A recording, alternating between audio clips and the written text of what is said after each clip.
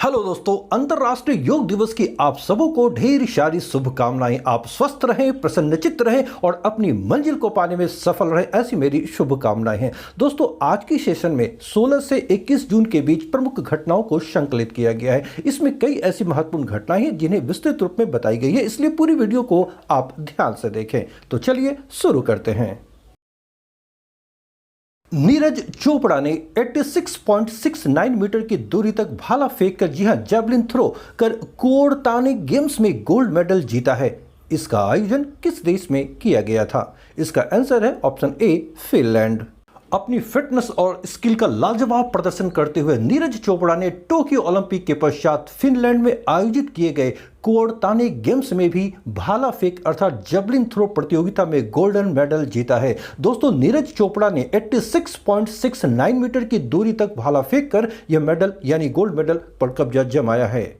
दोस्तों, नीरज चोपड़ा ने इस इवेंट में ग्रेनाडा के मौजूदा विश्व चैंपियन एंडरसन पीटर्स को पछाड़कर भाला फेंक स्पर्धा में 70 का पहला स्वर्ण पदक हासिल किया है। इस प्रतियोगिता में त्रिनिदाद एवं टोबैगो के केशोरन बालकॉट ने 86.64 मीटर की दूरी तक भाला फेंक कर दूसरा स्थान अर्थात सिल्वर मेडल हासिल किया, जबकि मौजूदा विश्व चैंपियन ग्रेनाडा के एंडरसन पीटर्स ने मात्र 84.75 मीटर की दूरी तक ही भाला फेंक सका और उन्हें कांस्य पदक मिला।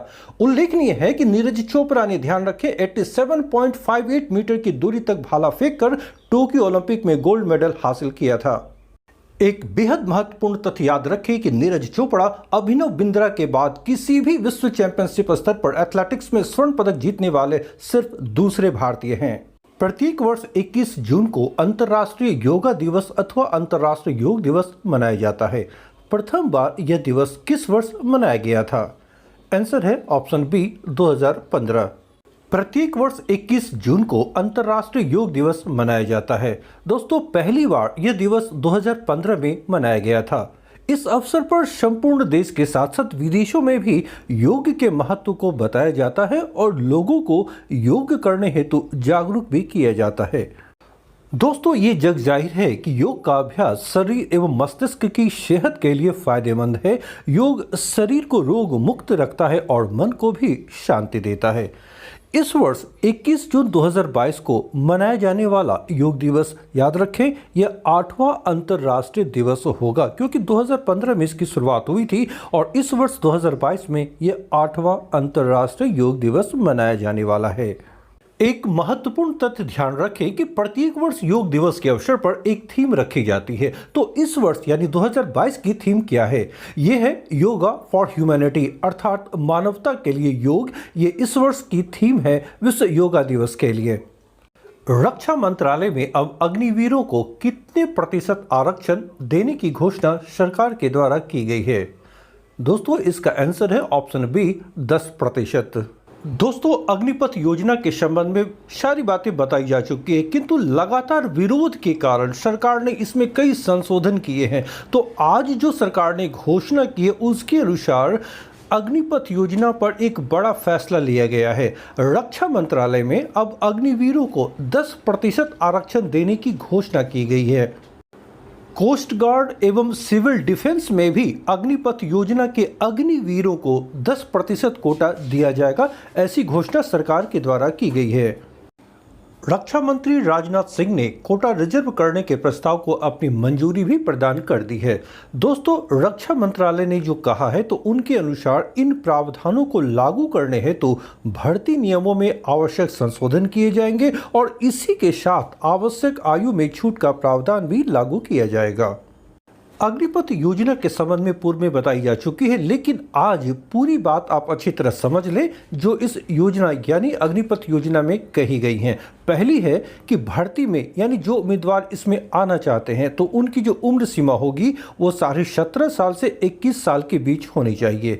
यह भर्ती 4 साल के लिए होगी। जी हाँ, इसके बाद परफॉर्मेंस के आधार पर 25% कर्मियों को वापस रेगुलर कैडर के लिए नामांकित किया जाएगा और शेष 75% को सेवा से निवृत्ति दी जाएगी।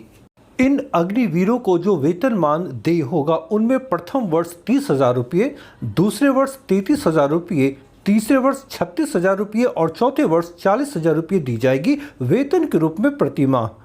दोस्तों 4 साल की सेवा देने के बाद अग्निवीरों यानी जो सैनिक इसमें शामिल होंगे उन्हें सेवा निधि पैकेज भी दी जाएगी जो कि इनकम टैक्स से फ्री होगा। यह सेवा निधि 10.04 लाख रुपए होगी, ऐसी घोषणा सरकार के द्वारा की गई है। इसके अतिरिक्त सेवाओं के दौरान अग्निवीरों को प्रत्येक साल 30 दिन की छुट्टी और मेडिकल छुट्टी भी मिलेगी। इन समस्त सेवाओं के अलावा अग्निवीरों को यूनिफॉर्म अलाउंस, मेडिकल सुविधा, कैंटीन सुविधा, हार्डशिप अलाउंस भी मिलेंगे। तो ये सारी सुविधाओं की घोषणा सरकार के द्वारा की गई है। फिर यदि कोई अग्निवीर ड्यूटी के दौरान दिव्यांग होता है यानी वो विकलांग हो जाते हैं तो उसे 44 लाख रुपए की अनुग्रह राशि भी प्रदान की जाएगी। इसके अलावा उसे सेवा निधि और बकाया ड्यूटी की पूरी सैलरी भी दी जाएगी। साथ ही साथ प्रत्येक अग्निवीरों का 48 लाख रुपए का बीमा भी होगा। जी हाँ, उनका इंश्योरेंस भी होगा जो 48 लाख रुपए की होगी।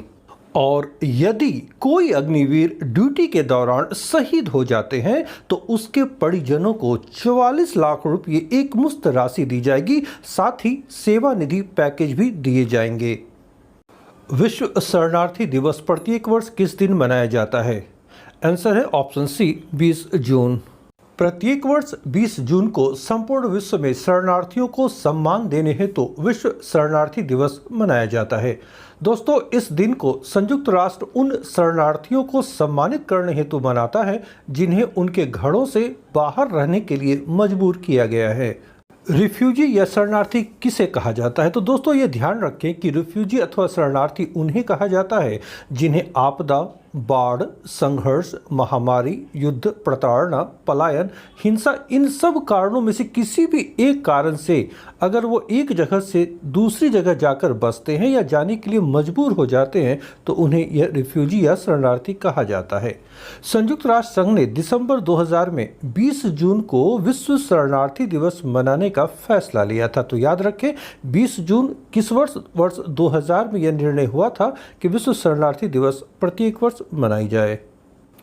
एक महत्वपूर्ण तथ्य ध्यान में रखें कि संयुक्त राष्ट्र में शरणार्थियों के लिए एक संस्था भी बनाई गई है जिसका नाम है United Nations high commissioner for refugees UNHCR। यह संस्था विश्व भर के शरणार्थियों की सहायता के लिए कार्य करती है। UNHCR के अनुसार विश्व में कुल विस्थापित लोगों की संख्या बढ़कर वर्तमान में 10 करोड़ हो गई है।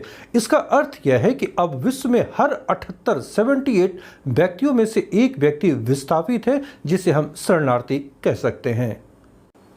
भारत की पहली डिस्प्ले फैब्रिकेशन यूनिट किस शहर में स्थापित की जाएगी? आंसर है ऑप्शन डी हैदराबाद। तेलंगाना सरकार ने हैदराबाद में भारत की पहली डिस्प्ले फैब्रिकेशन यूनिट स्थापित करने की घोषणा की है। दोस्तों, इसकी स्थापना के लिए तेलंगाना सरकार ने बेंगलुरु बेस्ड अर्थात बेंगलुरु स्थित एलेस्ट के साथ एक समझौते ज्ञापन पर हस्ताक्षर किए हैं। यह डिस्प्ले फैब्रिकेशन यूनिट 24,000 करोड़ रुपए के निवेश से स्थापित की जाएगी। इसे इलेक्ट्रॉनिक्स और सूचना प्रौद्योगिकी मंत्रालय के इंडिया सेमीकंडक्टर मिशन प्रोग्राम के तहत स्थापित किया जाएगा। हाल ही में किन्हें संयुक्त राष्ट्र का अवर महासचिव अंडर सेक्रेटरी जनरल नियुक्त किया गया है? दोस्तों, आंसर ऑप्शन सी रबाब फातिमा। संयुक्त राष्ट्र में बांग्लादेश की स्थायी प्रतिनिधि राजदूत रबाब फातिमा को संयुक्त राष्ट्र का अवर महासचिव अंडर सेक्रेटरी जनरल नियुक्त किया गया है। दोस्तों, महासचिव एंटोनियो गुटेरेस ने राजदूत फातिमा की नियुक्ति की घोषणा की है। फातिमा जमैका के कर्टेने रेट्रे की जगह लेंगी। संयुक्त राष्ट्र में बांग्लादेश की राजदूत रबाब फातिमा इस पद पर नियुक्त होने वाली बांग्लादेश की पहली महिला राजनयिक हैं। हाल ही में किस उद्योगपति को महाराष्ट्र के HSNC विश्वविद्यालय द्वारा मानद डॉक्टर ऑफ लिटरेचर उपाधि से सम्मानित किया गया है? आंसर है ऑप्शन सी रतन टाटा। टाटा समूह के मानद चेयरमैन रतन टाटा को महाराष्ट्र के HSNC यूनिवर्सिटी ने समाज में उनके अतुलनीय योगदान के लिए डिलीट की मानद उपाधि से सम्मानित किया है। महाराष्ट्र के राज्यपाल और इस विश्वविद्यालय के कुलाधिपति भगत सिंह कोश्यारी ने HSNC विश्वविद्यालय के विशेष दीक्षांत समारोह में रतन टाटा को यह उपाधि प्रदान की है। भारतीय प्रेस परिषद (PCI) अर्थात प्रेस काउंसिल ऑफ इंडिया का अध्यक्ष निम्न में से किसे नियुक्त किया गया है? आंसर है ऑप्शन सी, रंजना प्रकाश देसाई। सर्वोच्च न्यायालय के पूर्व न्यायाधीश न्यायमूर्ति रंजना प्रकाश देसाई को भारतीय प्रेस परिषद का अध्यक्ष चुना गया है। आइए इनकी जीवनी के संबंध में थोड़ी जानकारी हासिल करते हैं। रंजना प्रकाश देसाई का जन्म 30 अक्टूबर 1949 को हुआ था। वे महाराष्ट्र की मूल निवासी हैं।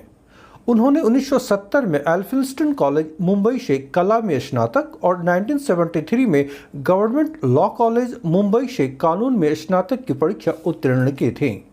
रंजना प्रकाश देसाई 13 सितंबर 2011 से 29 अक्टूबर 2014 तक सर्वोच्च न्यायालय की न्यायाधीश रही थीं। जीएसटी काउंसिल की 47वीं बैठक का आयोजन निम्न में से किस शहर में किया जाएगा? आंसर है ऑप्शन सी, श्रीनगर। वित्त मंत्रालय की घोषणा के अनुसार जीएसटी काउंसिल की 47वीं बैठक 28 से 29 जून 2022 को श्रीनगर में आयोजित की जाएगी। ध्यान रहे, श्रीनगर में इसका आयोजन इस बार किया जा रहा है। पहले जीएसटी काउंसिल की बैठक अप्रैल में निर्धारित की गई थी, किंतु वित्त मंत्री निर्मला सीतारमण की व्यस्तता के कारण बैठक को स्थगित करना पड़ा था। ध्यान रहे, जीएसटी काउंसिल की बैठक वित्त मंत्री की अगुवाई में होती है और इसमें केंद्र और राज्यों के वित्त मंत्री शामिल होते हैं। संयुक्त राष्ट्र प्रत्येक वर्ष किस दिन को मरुस्थलीकरण और सूखे का मुकाबला करने हेतु विश्व दिवस अर्थात world day to combat desertification and drought मनाता है? आंसर है ऑप्शन बी, 17 जून। संयुक्त राष्ट्र प्रत्येक वर्ष 17 जून को मरुस्थलीकरण और सूखे का मुकाबला करने के लिए विश्व दिवस मनाता है। दोस्तों, इसका उद्देश्य क्या है? इसका मुख्य उद्देश्य है मरुस्थलीकरण और सूखे का मुकाबला करने के लिए भूमि क्षरण यानी भूमि की जो क्षमता है, उसकी जो उर्वरा शक्ति है, उसमें जो ह्रास हो रही है उसे रोकने के लिए, या भूमि के कटाव को रोकना और मरुस्थलीकरण के प्रति सार्वजनिक दृष्टिकोण को बदलने पर ध्यान केंद्रित करना। हाल ही में आरती प्रभाकर को किस देश के राष्ट्रपति के वैज्ञानिक सलाहकार के रूप में नियुक्ति की गई है? आंसर है ऑप्शन ए, अमेरिका। हाल ही में आरती प्रभाकर को अमेरिका के राष्ट्रपति के विज्ञान सलाहकार के रूप में नियुक्ति की गई है। दोस्तों, वह एरिक लैंडर की जगह लेंगी, जिन्होंने अपने कार्यकाल के दौरान अपने कर्मचारियों को धमकाने और शत्रुतापूर्ण कार्य वातावरण बनाने की बात स्वीकार करने के बाद नियुक्ति के 9 महीने बाद ही अपने पद को छोड़ दी थी और उसके पश्चात यह पद रिक्त था, जिस पर आरती प्रभाकर की नियुक्ति की गई है। आरती प्रभाकर का जन्म भारत में हुआ है, जबकि उनका पालन पोषण टेक्सास USA में हुआ है। दोस्तों, उन्होंने 1984 में कैलिफोर्निया इंस्टीट्यूट ऑफ टेक्नोलॉजी से PhD की उपाधि प्राप्त की थी। केंद्रीय संचार मंत्री अश्विनी वैष्णव के मुताबिक भारत में कब तक 5G सेवाएं लॉन्च कर दी जाएंगी? आंसर है ऑप्शन बी, मार्च 2023 तक। केंद्रीय संचार मंत्री अश्विनी वैष्णव के अनुसार भारत में मार्च 2023 तक 5G सेवाएं लॉन्च कर दी जाएंगी। दोस्तों, मंत्री महोदय का कहना है कि मार्च 2023 तक भारत को 5G सर्विस मिलने लगेंगी, जो 4G से 10 गुना तेज होंगी। दोस्तों, यदि आप यूपीएससी, बीपीएससी, यूपीपीएससी या किसी भी अन्य राज्य की पीसीएस परीक्षाओं की तैयारी कर रहे हैं, तो करंट अफेयर्स से संबंधित यह चैनल आपके लिए बेहद उपयोगी है। आप इसे लाइक करें, दोस्तों के बीच शेयर करें और अगर आप नए हैं तो चैनल को सब्सक्राइब अवश्य कर लें। साथ ही साथ बेल आइकन को भी प्रेस करें ताकि हमारे सारे वीडियोस का नोटिफिकेशन आपको सबसे पहले मिल सके। मिलता हूँ नेक्स्ट वीडियो में। Till then, bye.